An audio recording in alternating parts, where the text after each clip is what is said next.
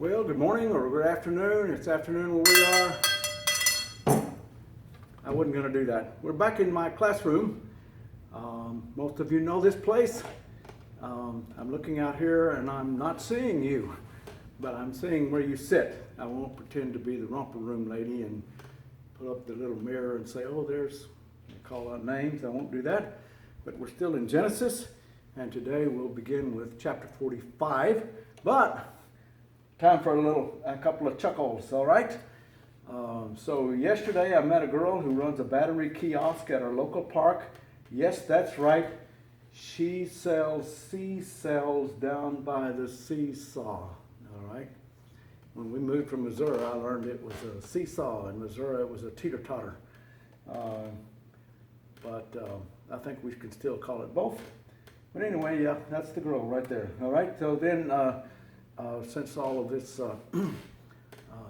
lockdown, quarantine, whatever, you know, people say lockdown because they can't spell quarantine, but my furniture and I are really close. My recliner and I go way back.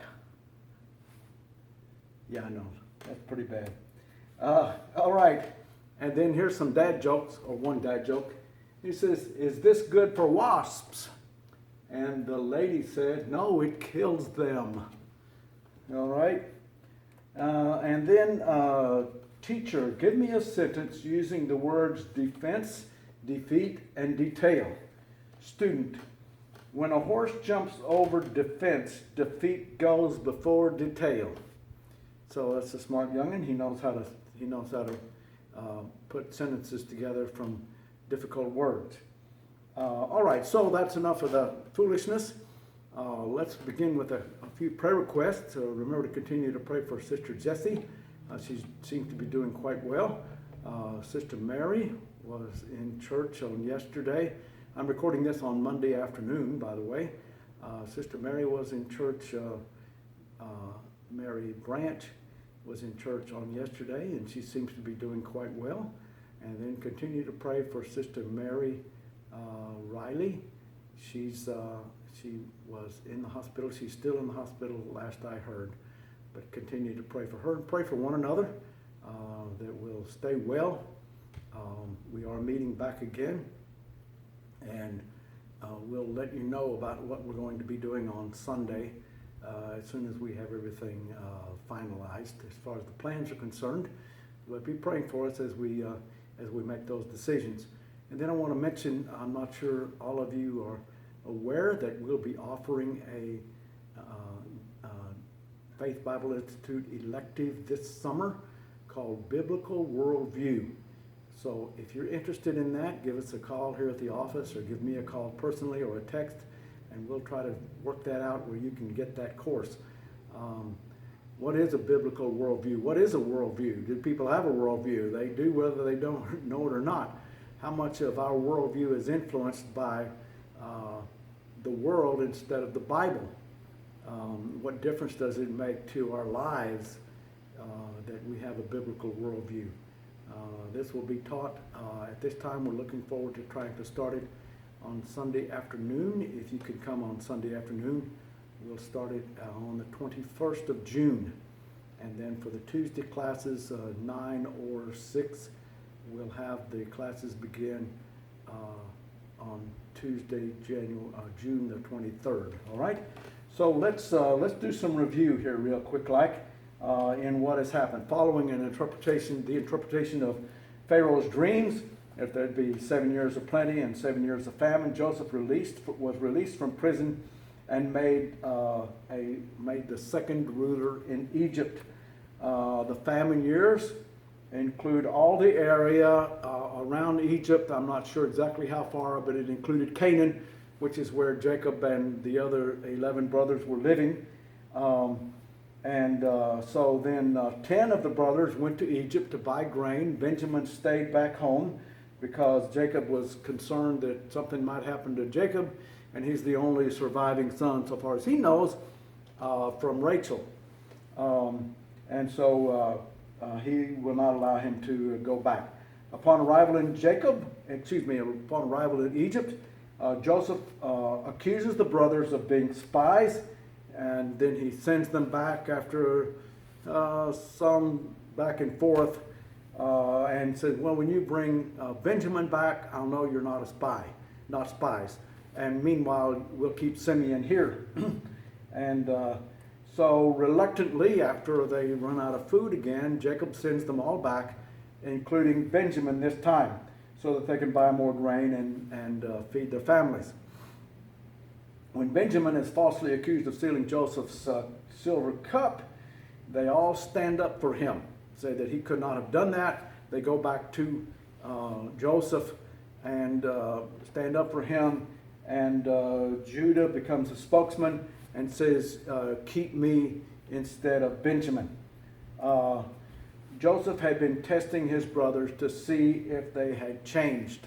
And Judah's comments and the overall demeanor of the brothers tells Joseph that they had changed. He, in an emotional scene, reveals himself to his brothers. I am Joseph. They are shocked, speechless. As you can well imagine, they thought he had been dead long, long ago, and they certainly did not expect him to be the second ruler in the kingdom. And it appears, from all we can determine, Pharaoh just left almost everything to Joseph. He delegated to him every bit of responsibility for running the kingdom. Pharaoh just took care of the big stuff. All right? And Joseph then reassures them that who he is and that he will not seek revenge. We'll run into where he comments about that again in another lesson. He assures them that though they sent him in anger, God actually sent him there to preserve life. So they're going to go back to Canaan and get Jacob and the rest of the families. So we get now to Genesis chapter 45. We'll begin in verse 9, and we'll talk about Jacob's trip to Egypt. And in verse 9, Joseph says, haste ye and go up to my father and say unto him, thus saith thy son Joseph, God hath made me Lord of all Egypt. Come down unto me, tarry not. And so he sends them back to go get Jacob and, of course, the rest of the families as well. And so in verse 10, he says, thou shalt dwell in the land of Goshen, and thou shalt be near unto me, thou and thy children and thy children's children, and thy flocks and thy herds, and all that thou hast. And there will I nourish thee, for yet there are 5 years of famine, lest thou and thy household and all that thou hast come to poverty. So Joseph sends them back, go back and get my father Jacob, he says, and then return with the family, all the family, to the land of Goshen. Then in verses 14 and 15, it says that he fell upon his brother Benjamin's neck and wept, and Benjamin wept upon his neck. Moreover, he kissed all his brothers and wept upon them, and after that his brethren talked with him. That would be an interesting conversation to be able to listen to hear what happened. So Joseph shows his love for Benjamin and for all of his other brothers. Now, most of us wouldn't be in the mood for showing a lot of love toward these guys after all they've done to him. But Joseph realizes that whatever is supposed to happen to them is going to happen to them due to something that God's going to do to them. And he realizes, okay, this wasn't the way we would have planned it, but God worked it out so that we're going to be able to save the families alive. So Joseph also provided for them in verses 45, 16 through 23. And the fame thereof was heard in Pharaoh's house, saying, Joseph's brethren are come, and it pleased Pharaoh well, and his servants. And Pharaoh said unto Joseph, say unto thy brethren, this do ye, lade your beasts, and go get you into the land of Canaan, and take your father and your households, and come unto me, and I will give you the good land of Egypt, and ye shall eat the fat of the land. Now thou art commanded, this do ye, take ye wagons out of the land of Egypt for your little ones, and for your wives, and bring your father, and come. Also regard not your stuff, for the good of all the land of Egypt is yours. And the children of Israel did so, and Joseph gave them wagons according to the commandment of Pharaoh, and gave them their provision all for the way. To all of them he gave each man changes of raiment, but to Benjamin he gave 300 pieces of silver and 5 changes of raiment. And to his father he sent after this number 10 asses laden with good things of Egypt, and 10 she-asses laden with corn and bread and meat for his father by the way. So Pharaoh gladly approved for their provisions. Joseph is held in such esteem that his family is also going to be held in such esteem. That speaks well for Joseph. And so they provided wagons. Evidently wagons were not a big thing. Maybe they had very few or not very many in Canaan. But this was a development that was in Egypt, and they used wagons all the time, so they sent some wagons with them to bring back their things and their families. He also provided provisions and extra clothes and extra money for them to be able to provide for themselves going there and coming back. And he told them not to bring back their extra belongings. There would be plenty. Now, I'm not sure how well they followed that. I know when we move, we try to take everything we can with us.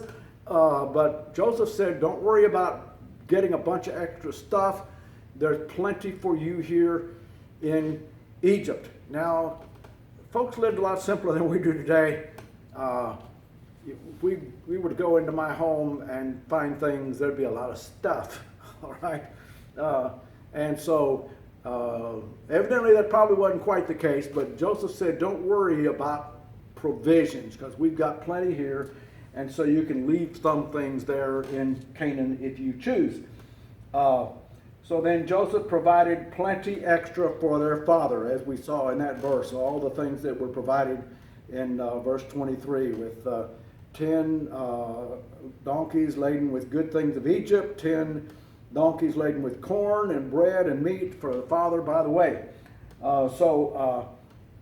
Now, I asked in the lesson here, what did Joseph admonish them? And why would he admonish them that?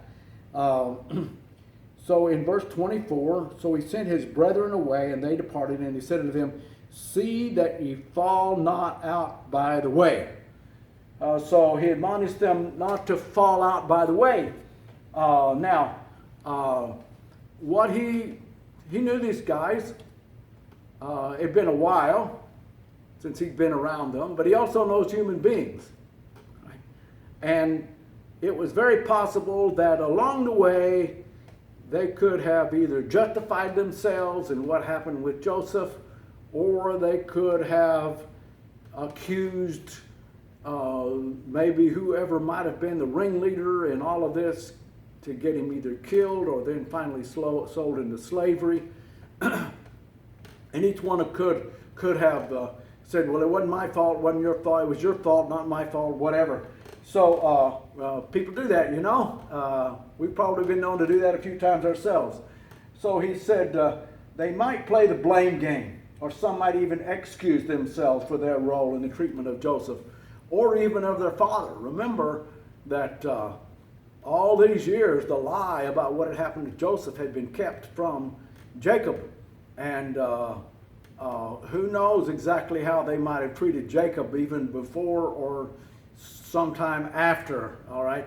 Well, your favorite son is gone now. See what you're going to do about that, you know? All kinds of things could have happened. So he said, let's don't do that.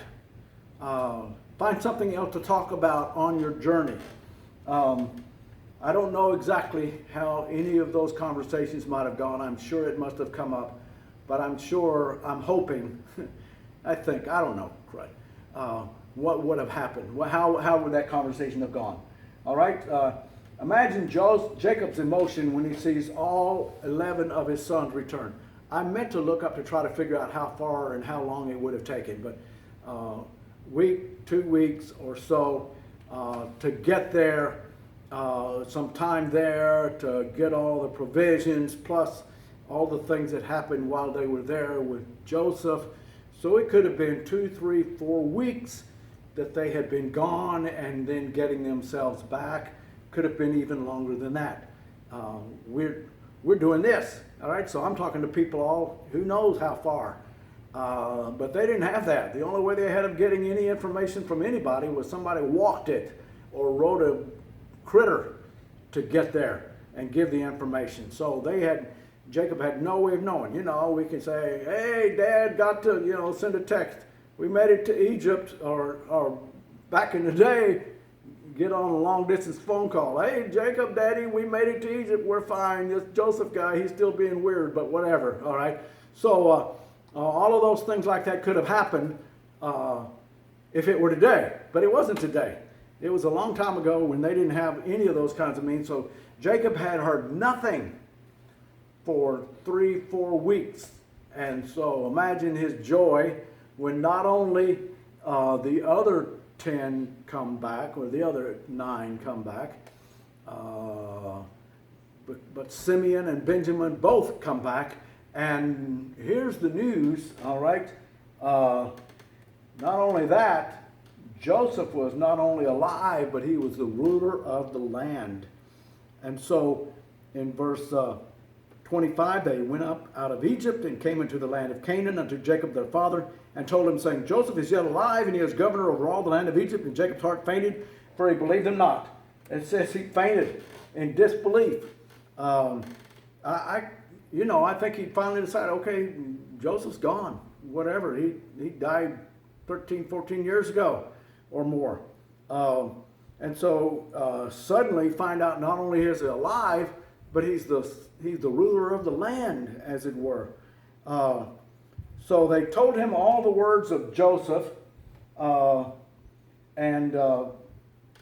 let's see, he told him all the words of Joseph, and which he had said unto them. And when he saw the wagons which Joseph had sent to carry him, the spirit of Jacob their father revived. And Israel said, it is enough, Joseph my son is yet alive. I will go see him before he died. Now, Jacob lived a few more years after that, but he didn't know. So when he saw the wagons and all that Joseph had provided, his spirit was revived. All right. Now Jacob begins his trip to Egypt. He stopped in Beersheba and there offered sacrifice in verse 1 of chapter 46. And Israel took his journey with all that he had and came to Beersheba and offered sacrifices unto the God of his father Isaac. And God spake unto Israel in the visions of the night, and said, Jacob, Jacob. And he said, Here am I. And he said, I am God, the God of thy father. Fear not to go down into Egypt, for I will make of thee a great nation. I will go down with thee into Egypt, and I will also surely bring thee up again, and Joseph shall put his hands upon thine eyes. And Jacob rose up from Beersheba, and the sons of Israel carried Jacob their father, and their little ones and their wives in the wagons which Pharaoh had sent to carry him. So God appeared again to him and confirmed that Jacob should go to Egypt. So I wonder, why would Jacob be concerned about going to Egypt? Well, unlike today, where we forget history as quickly as we can, if we even bother to learn it, the people of Israel keep their history. They know it. And so I'm sure that multiple times Jacob had been told about his grandfather Abraham and his father Isaac and what God had done with them. Remember, Abraham got into trouble when he went to Egypt in a time of famine. Is this a time of famine? Yes, it is. And here I am going off to Egypt. And another time we see that there was a famine in Canaan, and God specifically told Isaac, do not go to Egypt. So here we are, we got my grandfather and we have my father, and both of them, God was not wanting them to be any part of Egypt or go there for any particular reason. And yet here, I'm heading off to Egypt to go see my son Joseph, and he is the one who is providing for us from the bounty of Egypt because of the 7 years of bounty that preceded the 7 years of famine. So I can imagine Jacob would be concerned. But Beersheba also has some other significance. Remember, Abraham, Isaac, and even Hagar had met with God at this place. And so I ask, are there places in your life that have a special significance? Shortly after my wife and I got married, We were up in the area of North Texas where I went to camp every year. And at Lake Texoma Camp, we drove up there, we got onto the property, and they moved some things, changed some things around, but I was still able to tell where it was, and I kind of pointed through the window and said, right down there, Jackie, is where I trusted Christ. That's where I was saved. That's a special place. I can still see that in my heart today. I know other people who know of special places where God's particularly worked in their lives in order to make a difference in their lives. And there's nothing wrong with that. I think God honors the fact that we remember the places where he dealt with us in things. So perhaps a memory of a particular place, God seems to recognize special places. Maybe it was a special time, not necessarily a place where you know that God worked and you think back to that time in your life. Beersheba is one of those places, I believe. There are oft times God met with folks there at Beersheba. I think church building locations, they're special places. God set them aside to be special places. And so when we come here, what a blessing it was to be able to come here again and meet together, even if it were in two services yesterday. So it seems significant to me that Jacob was as eager as he was to go to see Joseph. He stopped to worship God and to be sure that God wanted him to go to Egypt. So evidently there were some things in his mind, or maybe he was questioning, and maybe he was even questioning, asking God what the deal was. He stopped at Beersheba, and I think that was a special place where he wanted to stop and worship and seek God's face about this matter. And God honored that and said, and came to him particularly in order to be able to see him and tell him, yes, it's okay for you to go. God has now spoken this covenant because it said that you'll be this is how I'm going to preserve your life and preserve the nation that I promised to build, that I gave to Abraham. The promise I gave to Abraham, the promise I continued to through Isaac and continued through to you. God has now spoken this covenant 7 times to Abraham, twice to Isaac, and this is 3 times to Jacob. Once at Bethel, remember when he was fleeing his brother Esau, on the way to Haran, and then when he got up to Haran, he was wondering, is it time to leave Laban and the family and go on about my way? And God said, yep, go on. And then now at Beersheba. So God takes the time to list the persons who went with Jacob into Egypt. So the rest of this chapter, it lists all the sons and then all of their children and wives and things like that. So he lists all of those people. I won't take the time to do that today, but he takes each tribe and he lists every one of them, and then he lists all the people who were born to each one of those people. People by name are important to God. I know we get over here into like a passage like this and the other passages in Genesis, and then even in Exodus and Numbers where names are listed, in Nehemiah and the first few chapters of First Chronicles. But you know what? Names are important to God. And so he lists those names. These people are important to me. And so names are important. And you, whatever your name is, it's important to God. He knows your name. There's a song, He Knows My Name. He does. He knows your name. And it's important to him. And he proves it over and over again by listing certain names in the Bible of people that are important to him. And I know we go through those names and sometimes they're hard to pronounce. I know because we read the Old Testament aloud each morning at our house. One reason why Jackie wants me to read them is because she doesn't want to read those names, so I read them aloud. And my Bible has a pronunciation guide, and even then I'm going, what? Okay, and so I'll get going, and I go, wait a minute, that's not it. I'm not Alexander Scorby, so I can't get all those names right, all right? But those names are important to God. I've dealt enough with that. All right, so Jacob meets his father in chapter 46 and verse 29. In verse 28, Jacob sent Judah ahead before them in order to kind of be the scout. And in verse 29, and Joseph made ready his chariot and went up to meet Israel his father to Goshen and presented himself unto him. And he fell on his neck and wept on his neck a good while. And Israel said to Joseph, let me die since I have seen thy face, because thou art yet alive. So, of course, he didn't die yet, but Joseph went specially to meet Jacob, his father. Of course he would. And then Joseph ensures that Pharaoh knows that the family's business is shepherding. So in the next couple of passages, it says, okay, I'm going to go to see Pharaoh. Pharaoh knows you're coming, and this is what you will tell him. It says, our business has always been shepherding, taking care of critters, cattle, sheep, goats, and those kinds of things like that, because Pharaoh would like to have somebody to take care of his critters for him. And so let him know that the family business is shepherding.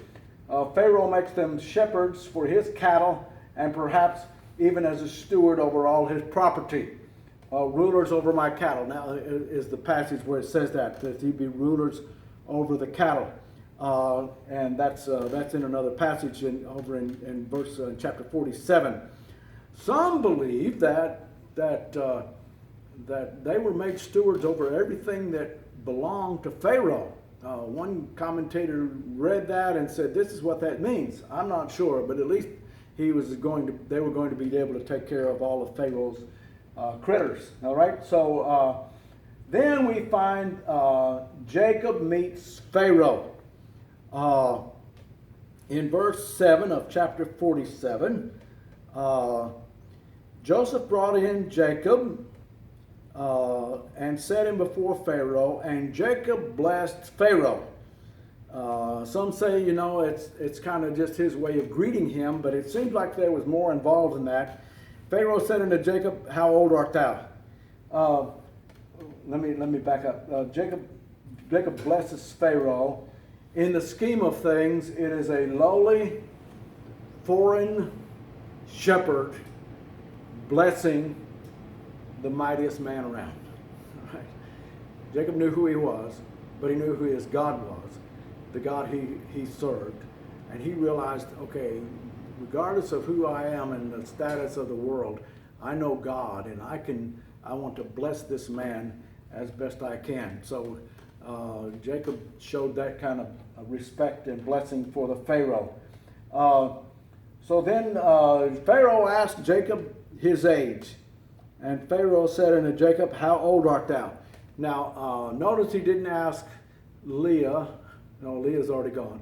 Didn't ask any of the ladies how old they were, but he did ask the guy, all right? So that's the way it's supposed to be done. And Jacob said unto Pharaoh, the days of my pilgrimage are 130 years. Few and evil have the days of the years of my life been, and have not attained unto the days of the years of the life of my fathers, and the days of their pilgrimage. So it's an interesting comment that he makes. Let me make some notes about Jacob's answer. First of all, he calls his life a pilgrimage. He, like his grandfather, Abraham, is looking for a city whose builder and maker is God. So he realizes this world, this life is a pilgrimage. I'm going from here to somewhere else, and he knows where he's going. So he calls it a pilgrimage. He calls his years few as he considers eternity. Eternity, when I think about people who live what we consider to be a very long time compared to eternity, recently several celebrity type people have passed away in their 70s and 80s, and that seemed like a very long time to us. But you know what, when you compare it to eternity, even when you compare it to the number of years since the earth has been, 10,000 years or so, at the most, all right, that's still a very small percentage of the time that even the world has been here, much less eternity. So he says his years have been few. And he calls his years evil, considering all the events of his life. And we could make that same notation. There have been some bad things that have happened along the way, things that we would not have anticipated. family members who were hurt or sick or died, or all of those at one time. And of course, when you think about Jacob, all right, his situation with his brother, his father, Laban, other things that happened while he was in Canaan. When he first got to Canaan, he lost his son, he lost Rachel, and the birth of Benjamin. I mean, but you know what? Every one of us could start listing off things, all right? But the other part about that is that those are few, and when you consider all the things God has done for us, there are not that many, all right? So he is not as old as his grandfather or his father, all right? They both also lived longer, all right? He is not yet 175, he's only 130. Somehow Isaac got in here beforehand. I thought I had it all rigged right, but I didn't. And so Abraham lived to be 175, Isaac lived to be 180, and Jacob, we know later on, we see that he passed on at 147. Now that would be a long time in most of our views. We have people who live, maybe some of you that are watching are in that range right there. Maybe some of you that are watching in that range right there. Maybe some of you are watching in that range right there. But you add that one on there, that adds quite a few more, all right? That's over twice what that one is, and that's, anyway, so that adds a whole lot more, all right? So Jacob lived to be 147, and he was right. His years were few. He had not lived as long as his fathers, and he was not going to live as long as his fathers. All right? They settled in the land of Goshen. In chapter 45 and verse 10, we saw them talking about the land of Goshen. In chapter 46 and 28, it's called the land of Goshen. And let's see here, 46:28, it called it the land of Goshen. And let's see here, let's see, in verse 11, okay? I didn't write it down, but there it is. In verse 11 of chapter 47, Joseph placed his father and his brethren and gave them possession in the land of Egypt, in the best of the land, in the land of Ramses, as Pharaoh had commanded. So in this passage it's called the land of Ramses, and other places it's called Goshen, and I believe in chapter 50 and verse 8 it's also called Ramses. All right? It's called Goshen. All right? So Ramses is the name of the area that they left 40 years later. So when we go back into Exodus, we see that they left the land of Ramses. It's not been called Goshen. So I have a couple of maps here to show you where that area is. And so here is the land of Goshen, right in this area, right here it is. And